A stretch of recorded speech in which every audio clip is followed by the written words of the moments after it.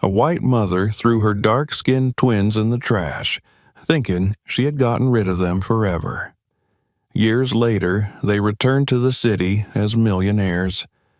What did they do when they found their mother? Watch until the end. Subscribe and write where you're watching from, and don't forget to share this video. Hannah had always feared the whispers of her small, stiff-necked town, the way rumors moved like dust along the cracked sidewalks, catching in the air with every sigh of wind. She had grown up under the stern eye of her mother, who kept the windows clean and the curtains pulled back so neighbors could see how upright the family remained, even when Hannah's father drank himself into silence in the evenings. The neighbors saw everything in this town, and they judged everything with tight lips and shaken heads. Hannah felt those invisible eyes even as she walked to the local clinic on that heavy, humid morning, clutching her belly with hands that trembled in the June heat. Her mother had not gone with her. She had only stood in the kitchen doorway, her arms folded, eyes cold as glass, and told Hannah she had shamed them all. The pregnancy was not a secret anymore. The swelling was impossible to hide, and the neighbors had begun to notice. They would murmur behind her back at the market, eyes darting from her face to the curve of her belly, quick flickers of judgment that left Hannah wishing she could disappear into the dry ground. She did not know why she was so afraid. She told herself it was just a child, just a part of her, that she would find a way to carry it, to mother it, and perhaps in that act she would find the worth her mother had never given her.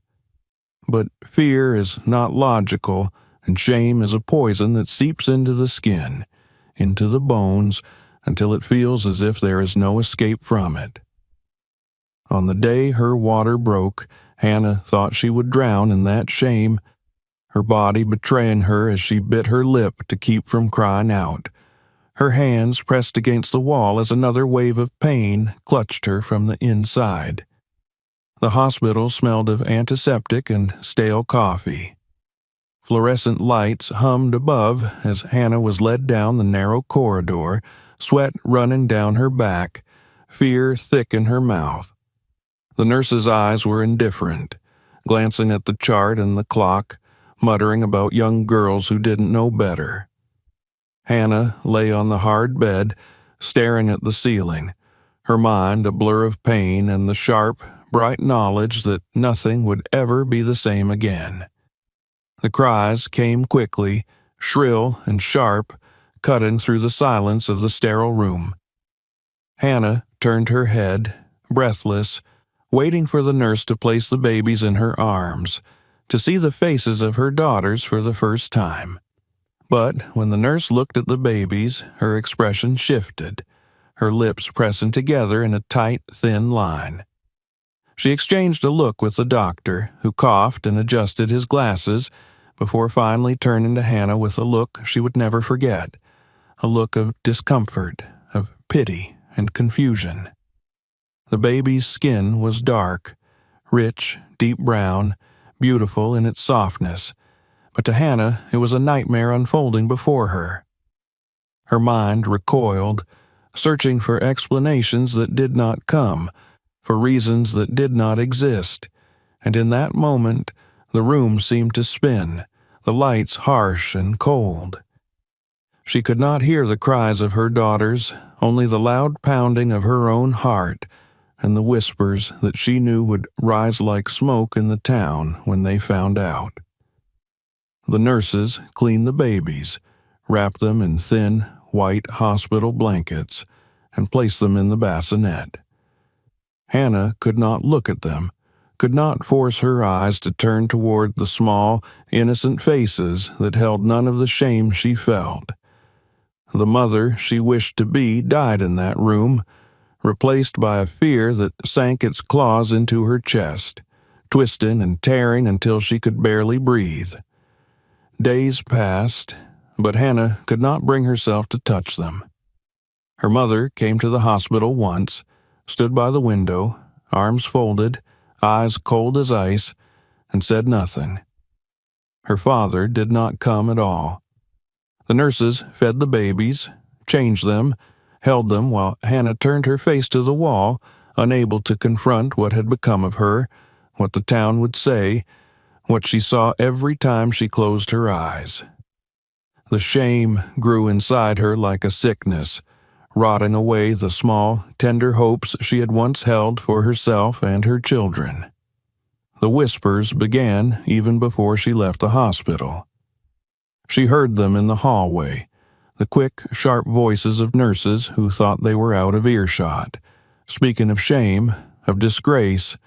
of a girl who could not even be trusted with her own skin. Hannah began to see her daughters as a curse, as a mark upon her that she could not wash away. A permanent stain that would follow her through the streets of her town, growing darker with every step she took. One night, unable to sleep, she sat up in the narrow hospital bed, staring at the window, where the moon hung low and bright in the sky. The cries of the babies echoed softly from the corner of the room, a reminder of what she could not face. She pressed her hands against her ears, rocking slightly, tears running down her face as the weight of her fear crushed her.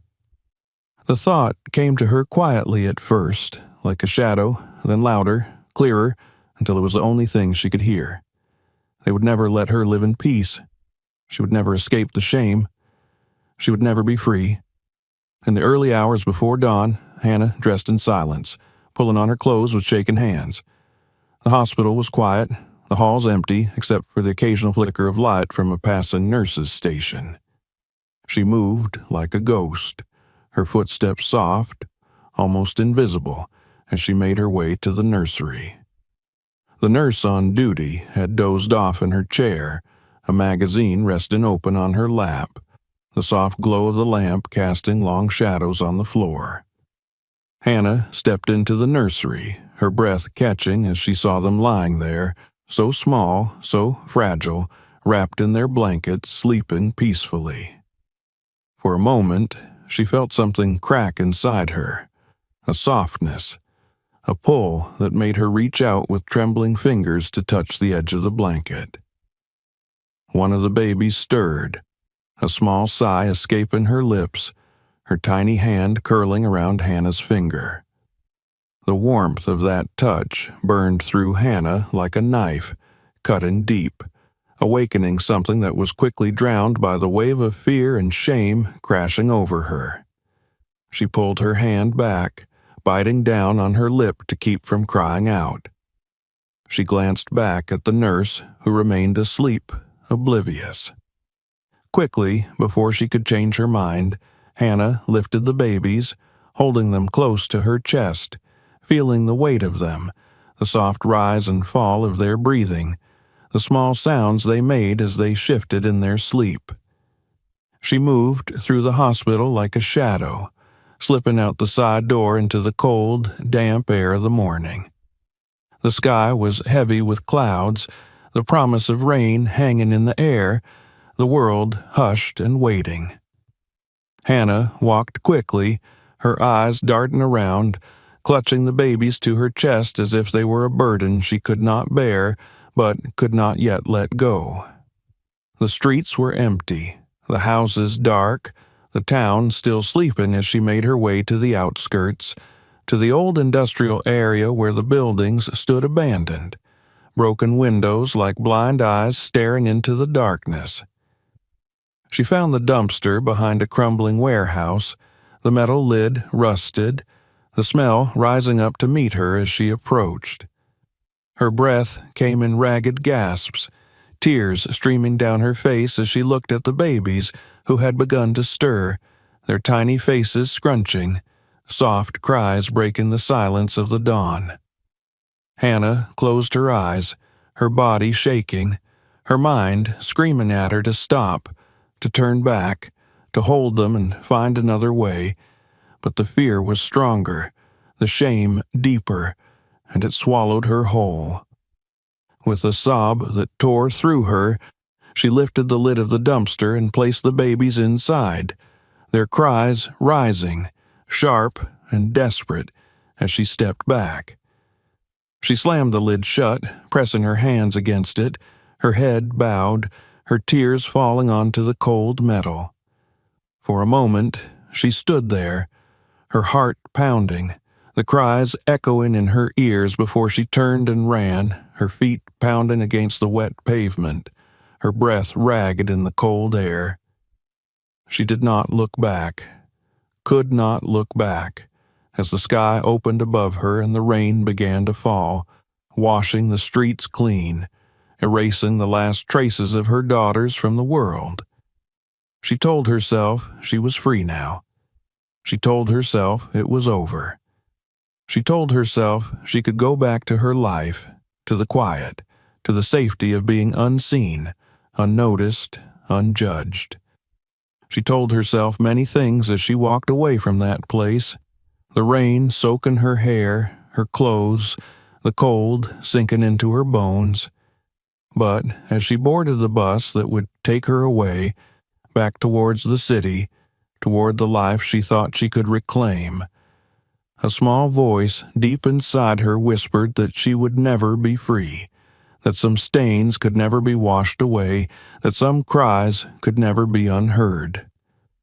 Behind her, in the darkness, the cries of the babies rose into the rain-soaked morning, their small voices calling out into a world that had turned its back on them, alone in the cold, waiting for someone to come. And somewhere, not far away, a pair of tired, calloused hands tightened around the handle of a cart as a man who had lost everything moved through the rain, searching for scraps, for something to fill the empty places in his life, not knowing that soon he would find something that would change everything. Rain fell softly against the cracked pavement as Raymond pushed his squeaking cart along the narrow alley behind the abandoned warehouses. The dawn was gray, clouds hanging low and heavy, promising another day of dampness that would cling to his clothes and sink into his bones as he searched for cans, wires, and scraps to sell. The world was quiet except for the soft patter of rain and the distant bark of a stray dog echoing against the cold brick walls. He pulled his threadbare jacket tighter around himself,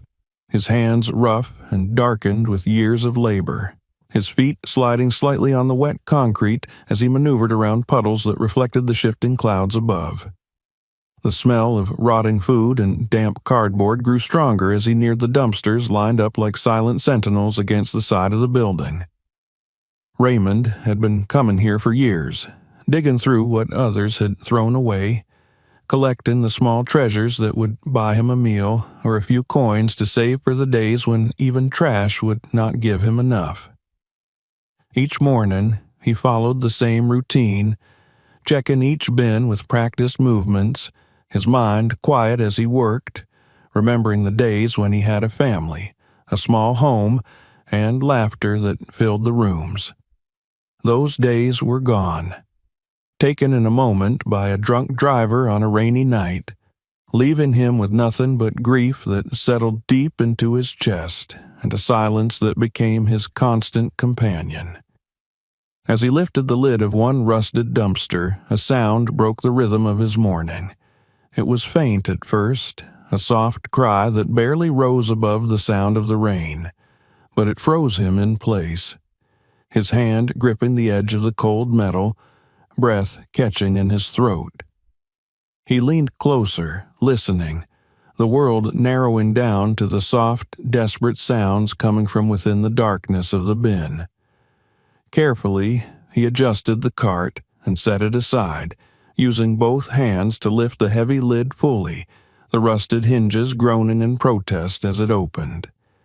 Inside, wrapped in thin, damp hospital blankets, lay two tiny babies, their skin dark and glistening with rain, their faces twisted in cries that shook their small bodies. Raymond's heart clenched, the memory of his own lost child flashing through his mind, the small coffin, the weight of his wife's hand in his as they lowered it into the ground, the emptiness that had followed him like a shadow since that day. his eyes filled with tears he could not remember allowing himself to shed for years. The sight of these abandoned children tearing through the hard shell he had built around his grief. He reached in with trembling hands, lifting one baby first, then the other, holding them close to his chest, feeling the fragile warmth of their bodies against his skin. They were so light, so small, their cries muffled against the fabric of his jacket as he tucked them inside to protect them from the cold rain. He could feel their tiny hearts beating rapidly, could hear their ragged breaths, and for a moment the alley around him disappeared, leaving only the weight of these lives in his arms. Raymond looked around, but the alley was empty, the world indifferent to the suffering it had left in a dumpster. He adjusted the babies, shifting them carefully, and began to walk, pushing his cart with one hand while the other cradled the bundles beneath his coat. The rain soaked through the fabric, dripping down his neck, but he did not care. Each step was slow and careful as he made his way back towards the small, broken building he called home, the abandoned shed at the edge of the scrapyard where he slept each night on a mattress made from rags and old blankets. Inside, it was dark and smelled of rust and dampness, the air heavy with the cold that never seemed to leave. Raymond set the babies down on the makeshift bed, lighting a small lamp with shaking hands, the flickering light casting long shadows on the cracked walls. He peeled back the wet blankets, inspecting the babies, checking their limbs and faces, noting the hunger in their cries, the way their mouths opened wide in search of comfort that had been denied them. His heart ached, but it also stirred with a sense of purpose he had not felt since before the accident, before the world had taken everything from him. He found an old bottle, rinsed it as best as he could, and filled it with warm water from the kettle he had boiled over a small fire, mixing in a small amount of powdered milk he kept for his tea. He fed the babies carefully, one after the other, their tiny mouths struggling to grasp the nipple, the milk dribbling down their chins as they drank with desperate hunger. Their cries softened, turning to soft whimpers, then to the quiet, rhythmic breaths of exhausted infants. He wiped their faces with a clean piece of cloth, wrapping them again in blankets, adding layers of old shirts and pieces of fabric to keep them warm. As they slept, Raymond sat beside them, watching the rise and fall of their chests, the way their tiny fingers curled into fists, the small, almost imperceptible movements they made as they dreamed. He remembered the way his son had looked when he was this small, the quiet mornings when his wife would sing softly as she held him, the smell of milk and soap, and the warmth of their home. The pain was sharp, but as he looked at the babies, the sharpness faded, leaving behind a quiet ache that felt almost like hope. He knew the world would judge him for taking in these children, that people would question his motives, would look at his ragged clothes and rough hands and see only a broken man unworthy of the trust that had been forced upon him. But Raymond did not care. These babies needed him, and he needed them. They were a chance to hold something good again, to protect life instead of watching it slip away. In the days that followed, Raymond's routine changed. No longer did he roam the streets with his cart for hours, searching for scraps to sell. Instead, he woke early to care for the babies, feeding them, changing them, washing their tiny bodies with water warmed over the fire. He wrapped them close to his chest as he worked, pushing the cart with one hand while the other cradled their small forms, singing softly to them as he picked through trash for bottles and wires to sell. Neighbors watched with suspicion, their eyes following him as he moved through the alleys, some whispering about the old, crazy man who had stolen babies, others shaking their heads, pitying the children for the life they would face. Raymond ignored them, focusing on the needs of the babies, on the soft sounds they made when they slept. On the way, they reached for him with tiny hands that clung to his shirt, their grip stronger than their size suggested. At night, as the city quieted and the cold crept back into the shed, Raymond lay beside the babies, his body curled protectively around them, the small warmth of their presence easing the loneliness that had haunted him for so long. He prayed quietly, asking for strength, for guidance, for the chance to give these children a life better than the one they had been left to face. Each morning, he woke with a renewed sense of purpose, driven by the responsibility that had fallen into his hands, by the love that was slowly filling the empty spaces within him. There were challenges he could not have anticipated. The babies fell sick with fevers that burned through their small bodies, their cries piercing the nights, leaving him desperate and afraid. He begged for medicine from clinics, offering to work for the doctors, cleaning floors, carrying supplies, anything to pay for what the babies needed. Some days he went without food so they could have what they needed, his stomach empty but his spirit firm. As weeks turned into months, Raymond named the babies Amara and Aoife, names that meant grace and love, gifts he hoped they would carry with them as they grew. He taught himself to care for them as best as he could, learning to recognize their cries, to understand their needs, to find joy in the small moments when they smiled or giggled, their tiny faces lighting up with the innocence of a world they had yet to understand. The shed became a home, filled with the sounds of life, of laughter and soft coos, of the rustle of blankets as the babies learned to crawl, their small hands exploring the rough floor, their eyes wide with wonder at the simplest of things. Raymond watched them, his heart swelling with pride and fear, knowing the world outside would not be kind to them, knowing the challenges they would face simply because of the color of their skin, because of the circumstances of their birth. But as he held them close, rocking them to sleep, singing the lullabies his wife once sang,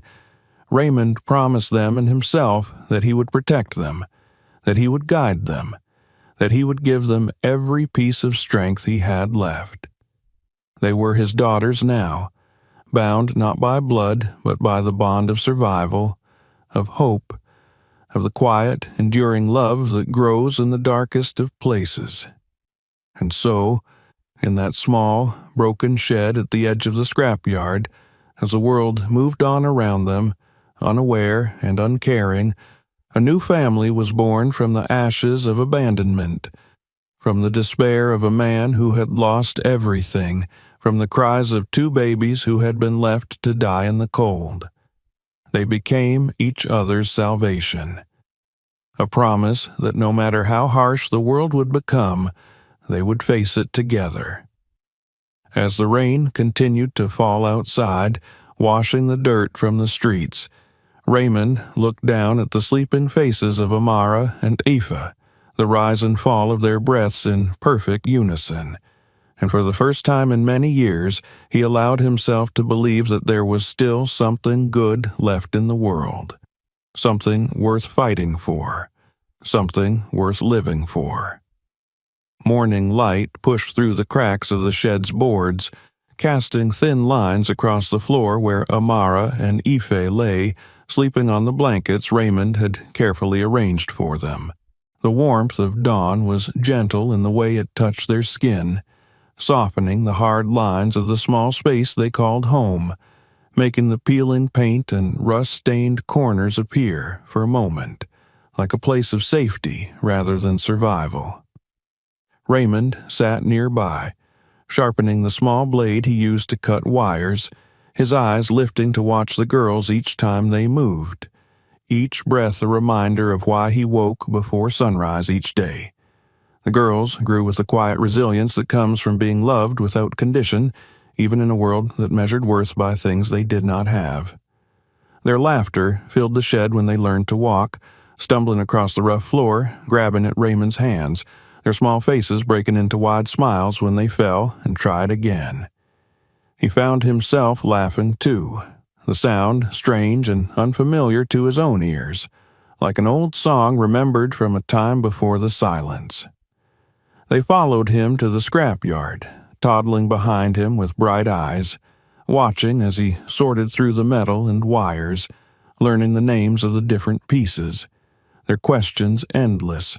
their curiosity a bright flame against the gray backdrop of the world outside. The neighbors whispered, as neighbors do, about the old man with the dark-skinned girls, about their origins and the rumors that clung to them like shadows. They said the girls would bring him nothing but trouble, that they were a curse, reminders of sins unspoken. Raymond heard them but did not let the words touch him.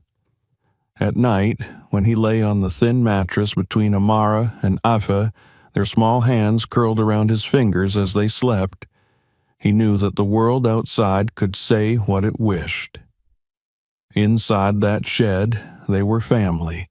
bound by something stronger than blood, something unbreakable. School came as the girls grew, a necessary step that filled Raymond with pride and fear in equal measure. He washed their clothes carefully in the cold water he carried from the pump, brushing out stains, mending tears with thread that barely matched, ensuring they would walk into their first day with dignity, even if their shoes were worn and their dresses faded. Amara clung to his leg that morning, her eyes wide, her lips trembling as she looked at the building, so large and unfamiliar, while Afa held her sister's hand tightly, her chin lifted in quiet determination. They learned quickly that the world beyond their small home was not kind. Other children whispered and pointed, their eyes filled with the unspoken knowledge passed down from parents, about color, about poverty, about differences that mattered too much in a town that pretended it did not see them. Amara would return home some days with tears she tried to hide, her small hands clenching the straps of her bag, her eyes refusing to meet Raymond's as he asked about her day. Af, quieter, carried her pain deeper, her drawings on scraps of paper the only place she let her feelings spill, sketches of houses she dreamed of, places where no one looked at them with pity or suspicion. Raymond did what he could to ease their burdens. He spent evenings teaching them the letters they struggled to learn, tracing them in the dirt outside with a stick, praising each success with a smile that reached his tired eyes. He found books in discarded boxes, wiping off the grime, and read to them by lantern light, his voice weaving stories that carried them far beyond the walls of the shed, to places of wonder, to worlds where they were not judged by the color of their skin or the poverty of their clothes. As the seasons passed, the girls grew taller, their limbs growing strong from walking the long roads to school and helping Raymond with small chores.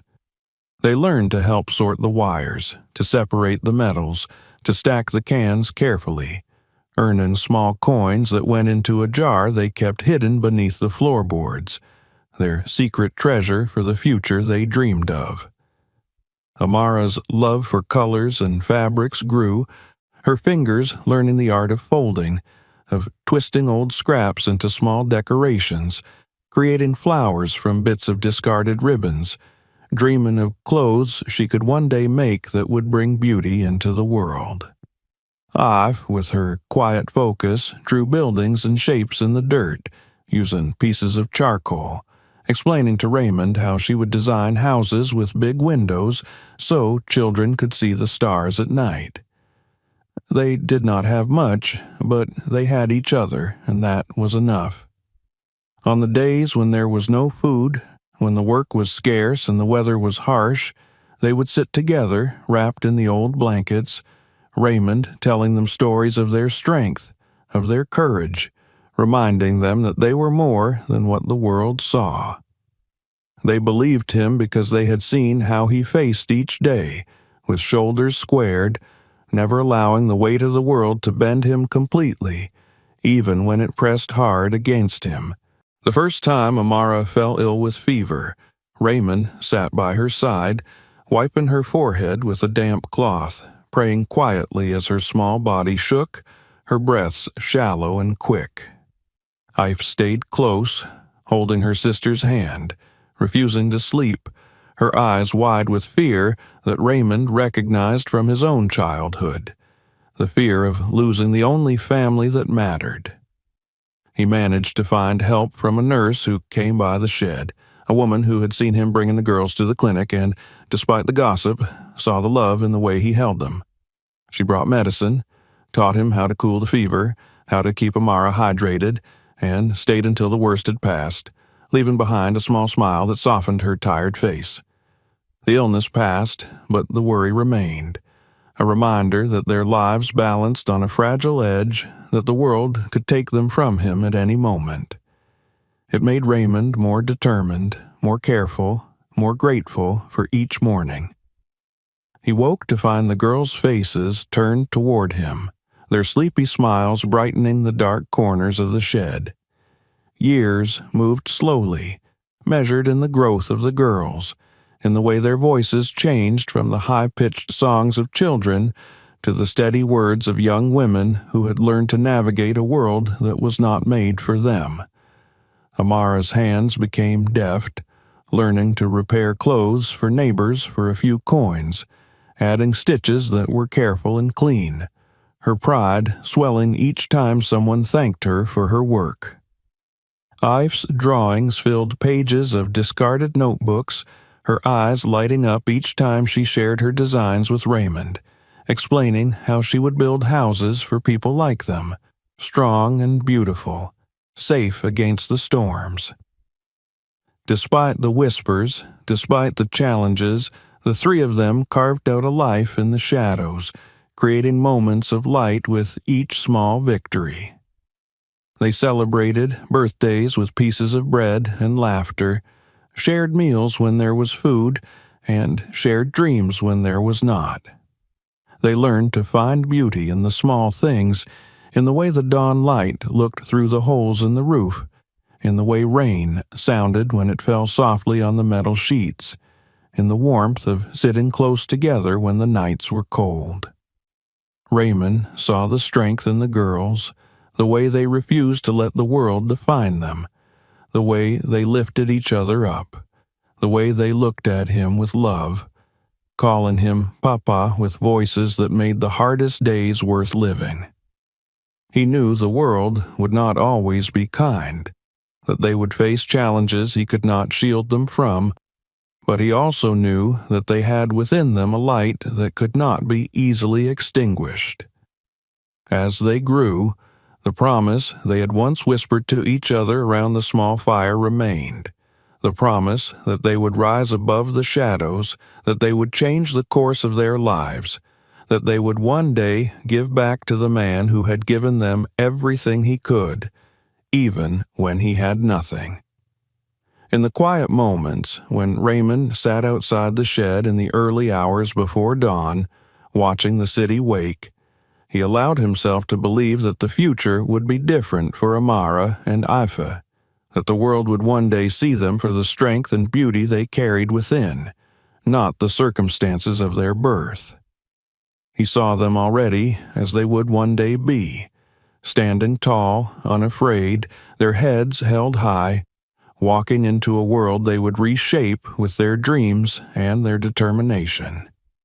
And so, in the small space of their humble home, under the rusted roof and beside the warmth of the small fire, they continued to grow, to learn, to love, and to hope,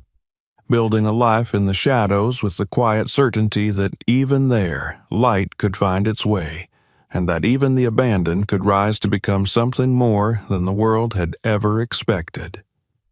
The mornings began earlier now, the air cooler against their skin as Amara and Ife rose before dawn to help Raymond prepare for the day.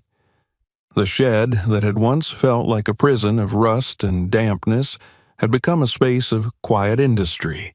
a small, determined heartbeat in a world that rarely noticed the efforts of those who moved silently within it.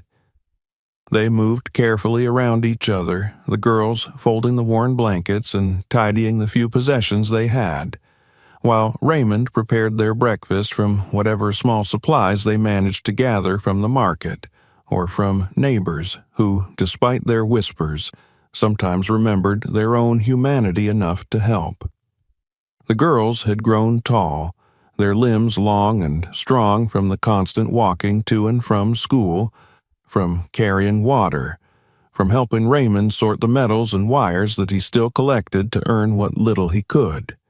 Their hair was braided neatly each morning, a ritual they performed for each other with gentle hands and quiet laughter, even when the mornings were cold, even when their stomachs rumbled with hunger that had become a companion rather than an enemy. The school uniforms they wore were patched and faded, but they kept them clean, washing them carefully and laying them out to dry on the old lines strung across the side of the shed, watching as the wind lifted them, if only for a moment, into small flags of hope. Amara had begun to work at a small tailor's shop near the market, her fingers quick and careful as she learned to stitch the seams of dresses, to repair the tears in shirts, to measure and cut fabric with an accuracy that impressed the woman who ran the shop. She would return home each evening, her fingers pricked with tiny needle marks, her shoulders sore from bending over the work table, but her eyes bright with the satisfaction of having created something that people wanted, something that made them smile, even if only for a moment. She saved every coin she earned, placing them in the jar beneath the floorboards with the same carefulness she applied to her stitching, each coin a promise to herself and to Aoife, a promise that their dreams would not remain dreams forever. Aoife, meanwhile, had found a place at a small shop that sold building materials, running errands, carrying small loads, sweeping the floor, and watching the builders who came in with plans and sketches, speaking of measurements and designs that fascinated her. She would collect the discarded papers they left behind, pieces of blueprints and notes, taking them home and studying them by lantern light, her fingers tracing the lines, her mind filling with ideas for the homes she wanted to build one day. She would draw late into the night, her face lit by the soft glow of the lantern, the lines on the paper forming walls, roofs, windows that opened to the sky, homes that were warm and filled with light, homes she wished they had when the rain came through the cracks in the shed's roof. Raymond watched them with pride that filled his tired body with warmth, even on the days when his joints ached from the cold, even when the coins he earned were not enough for more than a loaf of bread and a few handfuls of beans. He saw in them the life he had thought lost, the future he had once believed stolen by the cruelty of fate, returned to him in the shape of two young women who refused to bend to the world's expectations. They moved with a quiet confidence, learning to navigate the narrow alleys and crowded streets, learning to speak firmly when they needed to, learning to hold their heads high even when others tried to push them down. The days were long, the work hard, but they found moments of joy within them, moments when Amara would show Aoife a new stitch she had learned, or when Aoife would share a drawing of a house she had designed, explaining where the windows would go, where the kitchen would be, how the roof would catch the rain and guide it to a barrel for collecting water. They would sit together, their heads close, the lantern light reflecting in their eyes, as they spoke of the future, of the plans they were making, of the lives they would build for themselves and for Raymond, who they promised would one day rest his tired hands and sit in the shade of a house that Aoife had built and Amara had decorated with curtains she had sewn. There were days when the weight of their struggles pressed hard against them, Days when customers at the tailor shop would complain about prices and demand more for less, treating Amara as if her time meant nothing. There were days when Ife would return home with bruises on her arms from carrying heavy loads, her fingers stained with dust, her body exhausted from work that was meant for men twice her size.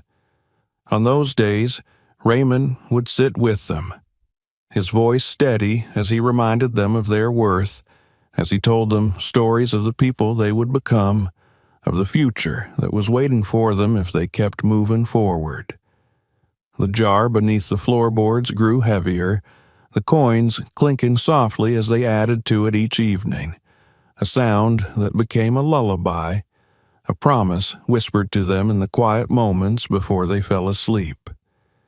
They would count the coins sometimes, their heads bent together, their fingers moving the small pieces of metal into neat stacks, calculating how much more they needed, how much closer they were to renting a small space in the market where Amara could begin selling the clothes she wanted to make, where Ife could draw her plans and one day find someone who would help her build them. They began to take small steps toward this dream, using the scraps of fabric that Amara brought home to make small accessories, hair ties, and simple cloth bags, which they sold at the market on weekends, sitting together on a small mat they laid out on the dusty ground. The customers were few at first, the coins slow to come,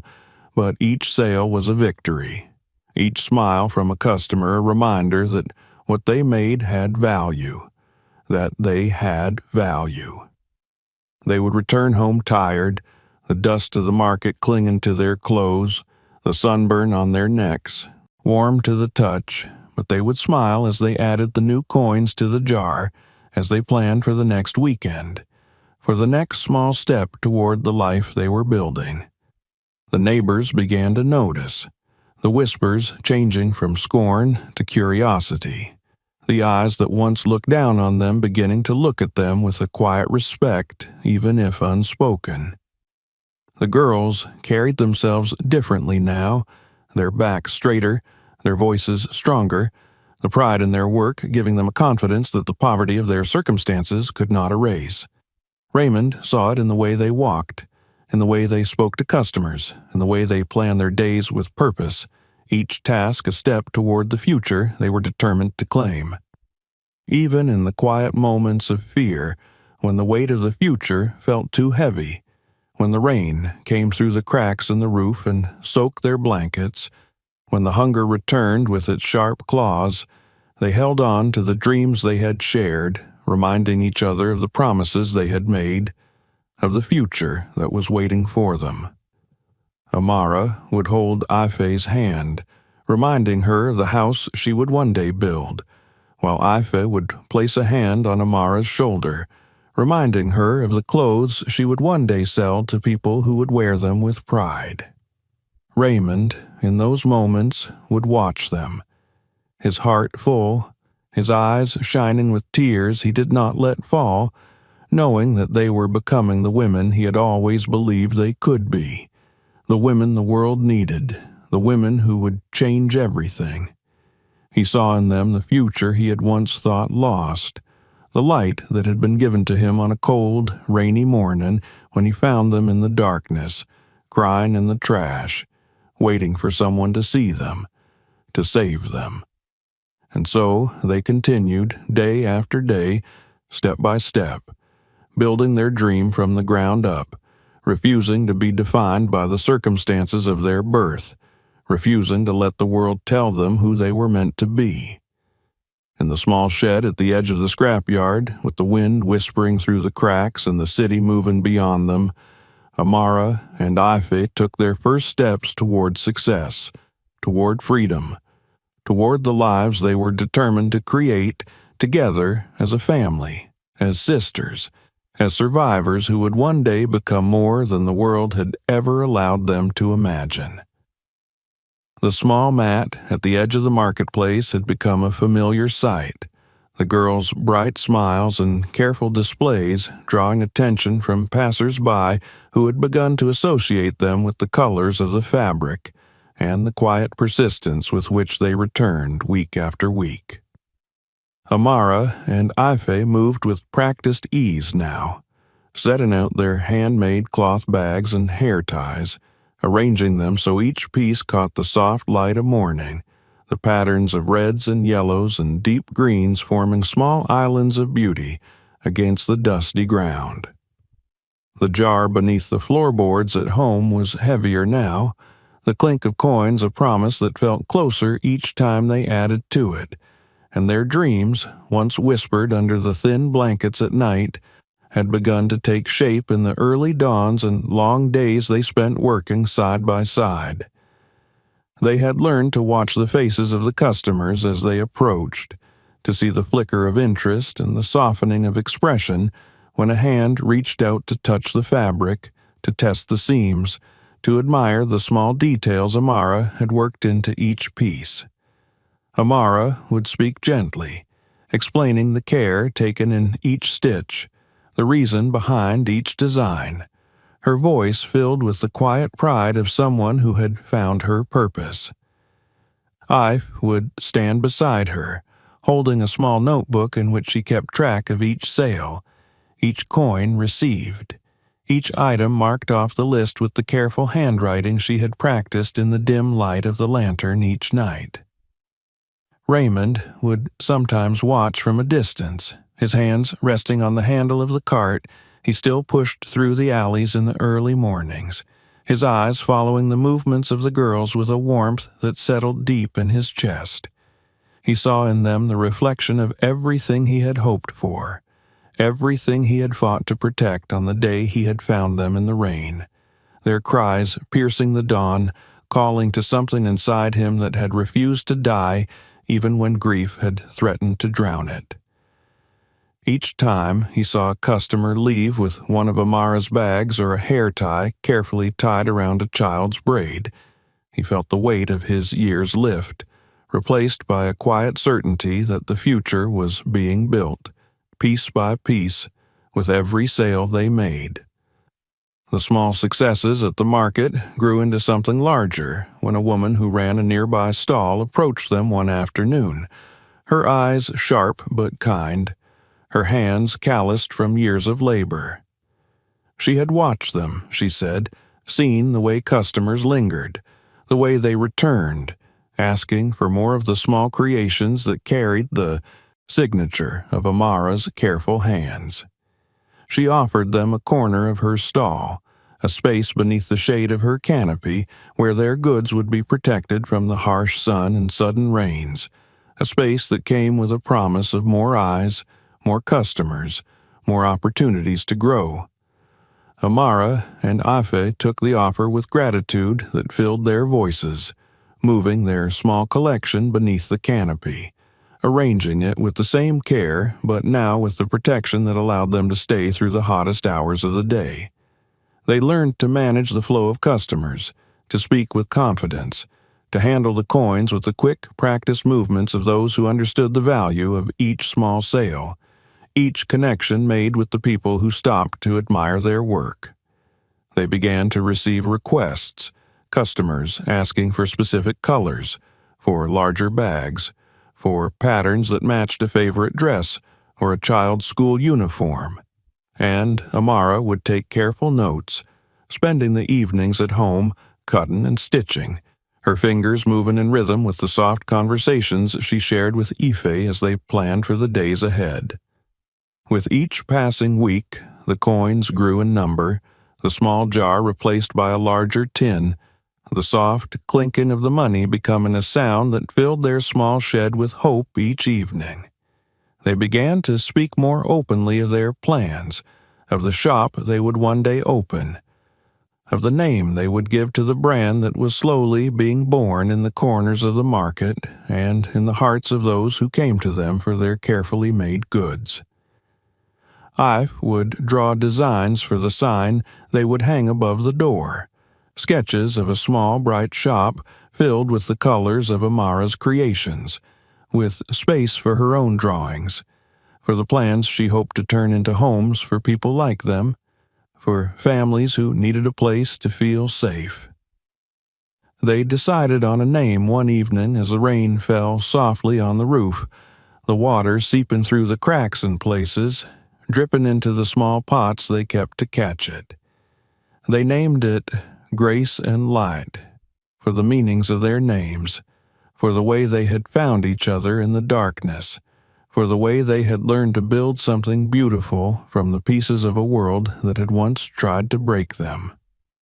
Amara wrote the name carefully on a piece of cardboard, practicing the letters, tracing them with a piece of charcoal until they looked just right, holding it up for Raymond to see as he sat on the edge of the bed, a smile breaking across his face as he read the words aloud. The announcement of their brand began simply, with Amara writing the name on the tags she attached to each item, a small piece of paper with Grace and Light written in careful script, tied with a piece of string to each bag and hair tie, a promise of the care and hope that had gone into its creation. Customers began to notice, asking about the name, listening as Amara explained, her voice steady and warm, telling them of the dream they were building, of the future they were claiming with each piece they sold. The community began to take notice, the whispers changing once more, this time to words of admiration, of respect for the young women who had refused to be defined by the place they had come from, who had taken the circumstances of their birth and turned them into something beautiful, something that people wanted to be a part of. A local teacher who had seen the girls walking to school each day approached them, offering to help them set up a small social media page to share their work, taking pictures of the items, helping them post them with the promise of reaching more customers, of growing their small brand into something larger. Amara and Afe learned to navigate the world of online sales, taking careful photos of each item, writing descriptions that told the story of their creation, responding to messages with the same warmth they offered to customers at the market. Orders began to come in slowly, a bag here, a hair tie there, but each sale was a victory, each message of thanks a reminder that what they were doing mattered, that their work was reaching beyond the small corner of the market, into homes they would never see, into the hands of people who believed in the promise of grace and light. At home, the evenings were filled with the soft hum of the sewing machine Amara had managed to buy secondhand, its presence in their shed a symbol of how far they had come, the steady rhythm of its needle a soundtrack to the conversations they shared about the future. Ive would sit nearby, working on her designs, planning the small workshop they would add to their shop, the space where she would one day help families design homes that were safe and welcoming, homes that would not crumble under the rain, homes that would stand strong against the winds, homes that would hold the laughter and warmth she had found with her sister and Raymond. Raymond, now older and more tired, found himself resting more often, his body no longer able to keep up with the long days of pushing the cart, but he found joy in watching the girls work, in seeing the way they moved around each other, the way they spoke with customers, the way they returned each evening with stories of small successes and plans for the next day. They took care of him now, bringing him meals, ensuring he was warm, sharing with him the details of their work, including him in their dreams, reminding him each day that the life he had saved on that rainy morning had become something strong and beautiful, something that was changing not just their own futures, but the lives of those around them. In the quiet moments, as the lantern flickered and the city outside settled into the sounds of the night, Amara and Aoife would sit together, their shoulders touching, their hands busy with the final stitches of the day, the soft sound of the needle moving through the fabric a reminder of how far they had come. They would speak of the next steps, of the savings they were building, of the location they had seen near the market that they hoped to rent, of the sign they would paint together and hang above the door, of the customers who would walk through that door greeted with the warmth they had learned to give, with the promise of grace and light. The future felt close now, no longer a distant hope whispered in the darkness, but a reality being built with each stitch, each sale, each moment they spent working toward the dream they had shared since they were children, lying beneath thin blankets, listening to the rain, promising each other that they would rise, that they would build something that would last, that they would create a life that was their own. And so, with every sunrise, with every day spent beneath the canopy at the market, with every coin added to the growing savings, Amara and Ife continued the birth of their brand, their legacy, their promise to themselves and to Raymond, building a future with steady hands and hearts that refused to yield, carrying with them the grace of survival and the light of hope into a world that was finally beginning to see them for who they truly were. The rhythm of their days had settled into a quiet certainty, each dawn bringing the comforting clatter of the sewing machine and the rustle of fabric as Amara and Ife prepared the items for the stall, each evening closing with the soft glow of the lantern as they counted the coins that were no longer just small pieces of metal, but steps toward the life they were building. Grace and light had become known in the market, a small brand whispered about in customers who admired the quality and warmth of their creators, by neighbors who now spoke of the girls with pride rather than pity, by other sellers who had watched them arrive in the early hours, setting up their space with careful hands and determined smiles. The shop was no longer just a distant dream but a reality waiting on the horizon, the savings tucked away in careful piles, the space near the market already chosen, its cracked walls and dusty windows seen not as flaws, but as the bones of something beautiful waiting to be created. They had begun to plan the colors they would paint. The curtains Amara would sew for the small windows, the counter Ife would design, sturdy and welcoming, where customers would lean to speak with them, where they would sign receipts and share the stories of each piece they sold. Raymond listened to their plans with a quiet joy, nodding as they described where they would hang the sign with grace and light written in bold, hopeful letters, where they would place the table for Ife's sketches, how they would save a small corner for a chair where he could sit and watch them work,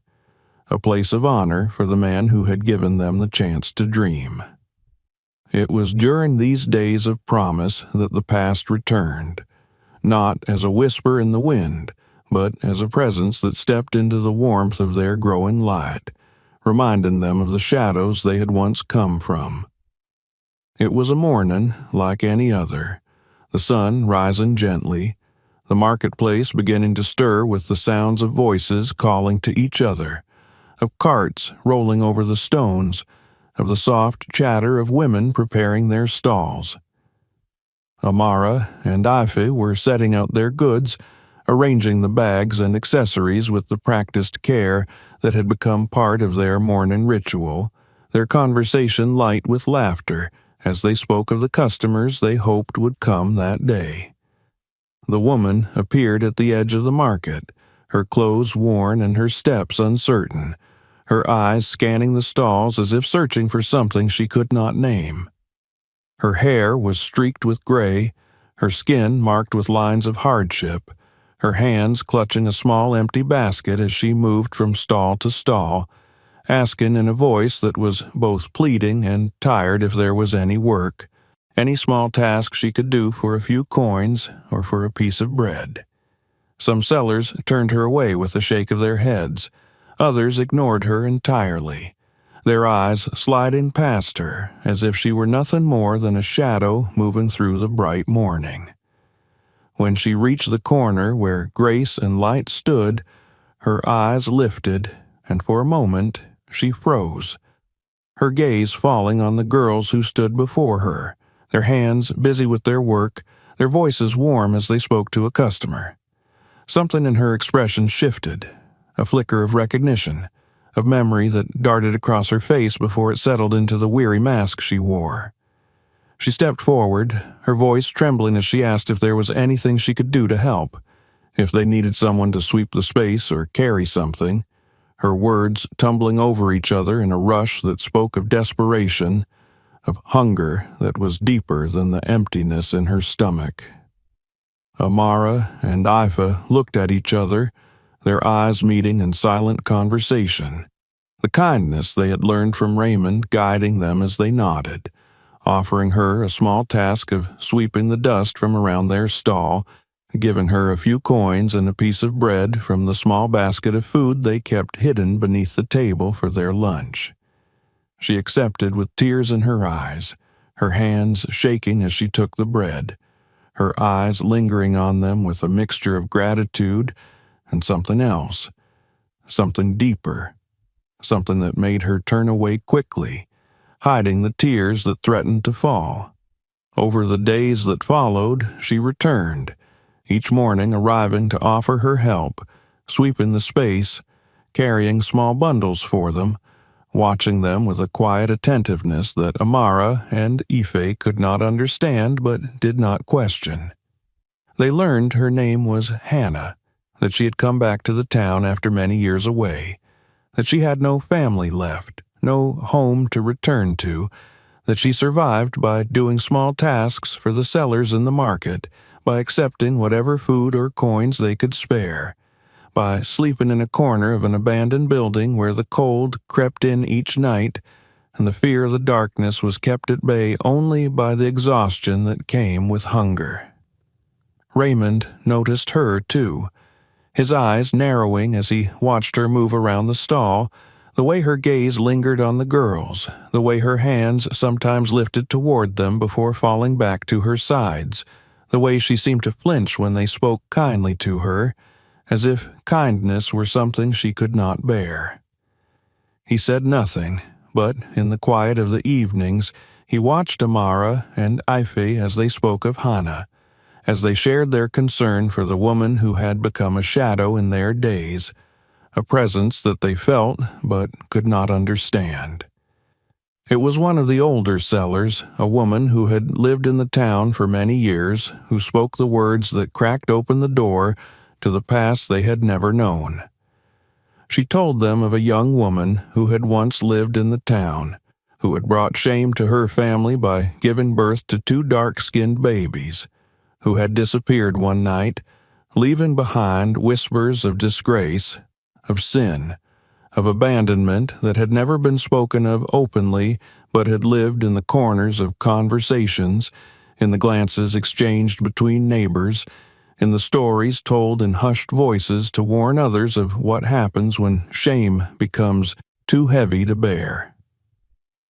The words fell into the quiet of the evening as Amara and Ife sat together, their hands stilling in their work, the soft sound of the sewing machine falling silent as the weight of the revelation settled around them. They looked at each other, seeing in each other the reflection of the questions they had never dared to speak,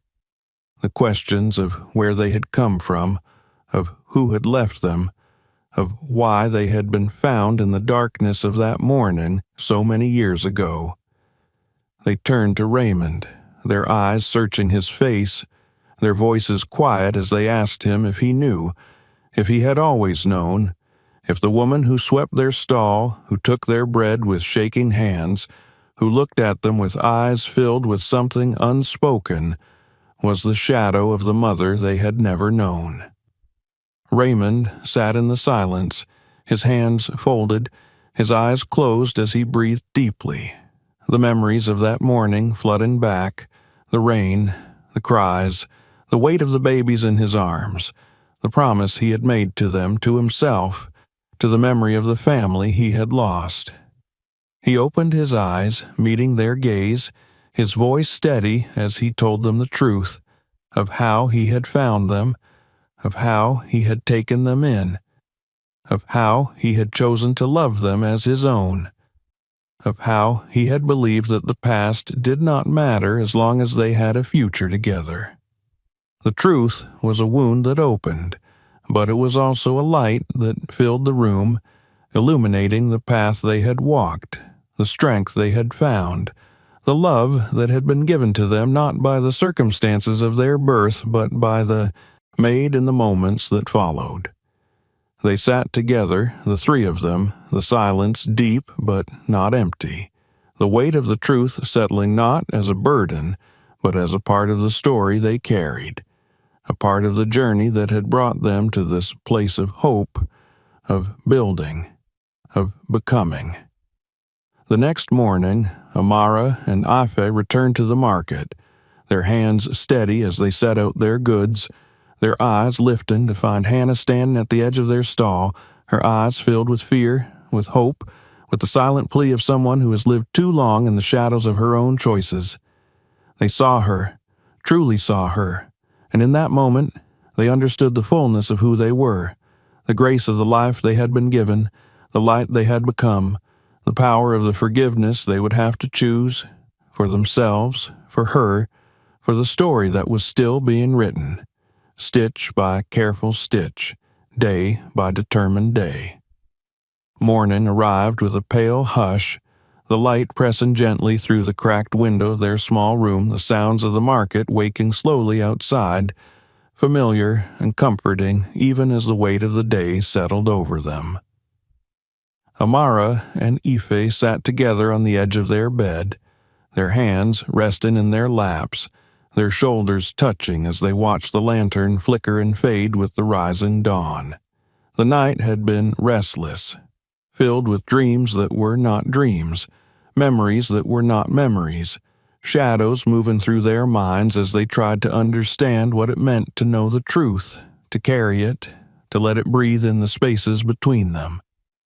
Raymond moved quietly around the room, preparing the small pot of tea they shared each morning, his movements slower now, each step careful but steady. His eyes lifted to them, soft and full of the quiet pride he never spoke aloud, the pride that lived in the way he watched them, in the way he listened when they spoke, in the way he had always made them feel safe even when the world outside tried to make them feel small. He did not speak as he set the cups before them, the steam rising in small spirals, the warmth of it a promise that the day would begin as it always had, with them together, with them choosing to step into the world once more. They walked to the market side by side, the weight of the truth they now carried not heavy but present, a quiet thread that wove itself into the fabric of who they were, of who they would continue to be. The streets were alive with the sounds of morning, the laughter of children running with bare feet over the dusty ground, the calls of sellers arranging their goods, the low hum of conversation that rose and fell like a comforting tide. Amara's hands were steady as she arranged the bags and accessories on the table, her fingers smoothing the fabric, aligning each piece with the care that had become her signature, the small gestures that spoke of the pride she took in her work. Ife stood beside her, checking the lists in her notebook, the neat lines of her handwriting a map of their journey, each item recorded, each sale noted, each small success a step toward the life they had promised themselves they would build. Hannah arrived as she had each morning, her steps hesitant, her eyes lifting to them with a mixture of hope and fear, her hands clutching the edge of her worn shawl as she waited for them to acknowledge her presence. There was a moment of silence, the space between them filled with the weight of the past, with the unspoken words that hovered in the air, with the truth that had found its way into the light. Amara looked at Ife, their eyes meeting in a quiet conversation. Then they turned to Hannah, their faces calm, their eyes steady as they nodded, inviting her to step closer, to take her place beside them as she swept the dust from around the stall, as she lifted her eyes to them with tears she did not try to hide. The day passed with the steady rhythm they had come to love. Customers arriving to admire the goods, to speak with them, to share stories and laughter that made the hours pass in the warmth of human connection. Hannah worked quietly, her movements careful, her eyes watching them with a tenderness that was tinged with sorrow, with regret that lived in the lines of her face, with a longing that trembled in her hands when she reached out to pass them a piece of cloth or to straighten a bag that had shifted in the breeze. There were moments when she would pause, her eyes closing for a breath, as if holding back words she did not know how to speak, as if trying to find the courage to face the daughters she had once left behind. It was Raymond who broke the silence that evening, his voice gentle as he invited Hannah to sit with them, offering her a cup of tea, the warmth of it held carefully in her trembling hands as she lowered herself onto the small stool they brought for her. The market was quiet now, the sun setting in a wash of colors that filled the sky with the promise of another night, another day to come. They sat together, the four of them, the light of the lantern flickering between them, the silence deep but not empty, filled with the sounds of the world settling, with the quiet beating of hearts that had learned to endure. Hannah's voice was soft when she finally spoke, breaking the stillness with words that came in fragments, with pauses that were filled with tears that fell silently onto her hands. She told them of her fear, of the shame that had driven her to leave, of the way she had believed the whispers that had told her she was nothing, that her children would be nothing, that the only way to save herself was to run, to let them go, to leave them behind in the darkness of that cold morning. She spoke of the years that had followed, years filled with emptiness, with hunger, with the weight of her choices pressing down on her until she could no longer breathe, with the moments when she thought of them, of the babies she had left, wondering if they had survived, if they had found someone to love them, if they had learned to smile, to walk, to speak. Amara and Ife listened, their hands resting together, their eyes watching the woman who had given them life, but had not given them the beginning they had needed, the woman who had left them but who now sat before them, stripped of all pretenses, of all the masks she had worn to survive the years that had followed her choices. They felt the weight of her words, the pain of her regrets, the sorrow that trembled in her voice, the hope that lived in her eyes, the hope that perhaps forgiveness was possible, that perhaps there was a way to heal the wounds that had been left open for so long. The silence that followed was long, the sounds of the night rising around them, the distant calls of voices in the street, the soft rustle of the wind moving through the market, the quiet hum of the lantern as it burned low. Amara's voice was steady when she spoke, her words clear, her eyes bright with the light that had carried her through every moment of darkness she had faced. She spoke of the life they had built, of the strength they had found, of the love they had shared with Raymond, of the hope they had carried even when they did not know where it had come from, of the dreams they had turned into reality with their own hands, with their own hearts. She told Hannah that they could not change the past, that the pain of what had happened would always be a part of them, but that it did not have to define them, that it did not have to define her. She told her that they had chosen to live in the light, to build a life that was theirs, to forgive themselves for the pain they had carried, and that if Hannah was willing, they could choose to forgive her too, not because it erased what had happened, but because it was the only way to free themselves from the weight of it, to step fully into the future they had worked so hard to claim. Ife's hand tightened around Amara's as she spoke, her own voice joining her sister's, steady and sure. telling Hannah that forgiveness was not a gift given lightly, but a choice made for themselves, a choice to let go of the anger, of the questions that would never have answers, of the shadows that tried to follow them even now. She told her that they would choose to forgive her, that they would choose to move forward, that they would choose to let the past be the past, so that they could all find a way to live in the present, in the light they had built together. Hannah wept then, the tears falling freely, her body shaking with the weight of the forgiveness she had not dared to hope for, the forgiveness that was given not because she deserved it, but because they chose to give it, because they chose to live in the freedom it offered them all. Raymond reached out, his hand resting on hers, his eyes filled with the quiet strength of a man who had seen the worst of the world and had chosen to believe in the best of it. A man who had given his life to the promise of hope,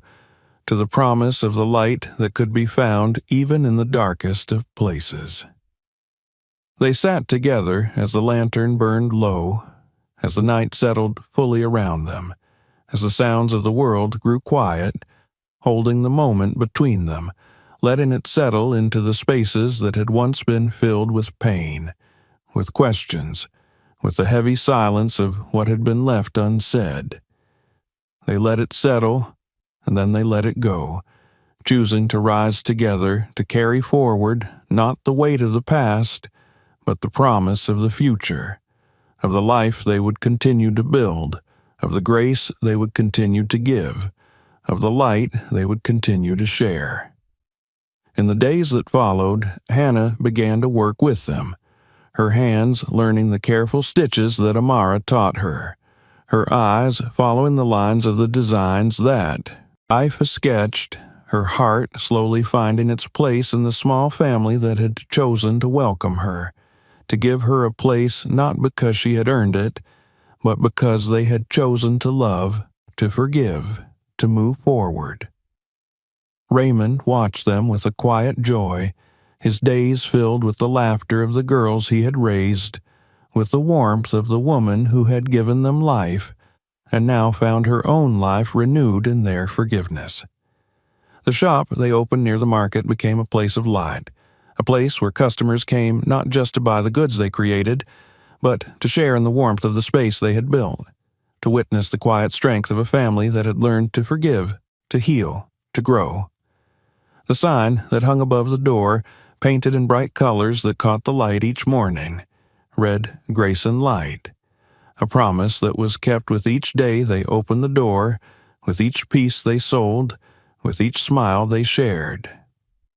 Amara and Ife continued to build their dreams, to live in the fullness of the life they had created, their hands steady, their hearts strong, their spirits unyielding in the face of the challenges that came. They held the past with compassion, honoring it without allowing it to define them,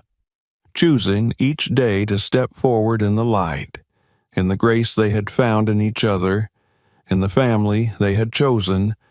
in the future they continued to build, together, unafraid, free. If you found this story meaningful, make sure to subscribe so you don't miss the next one. Check out our other stories for more real-life journeys like this. And if this touched you, share this video with someone who needs to see it today.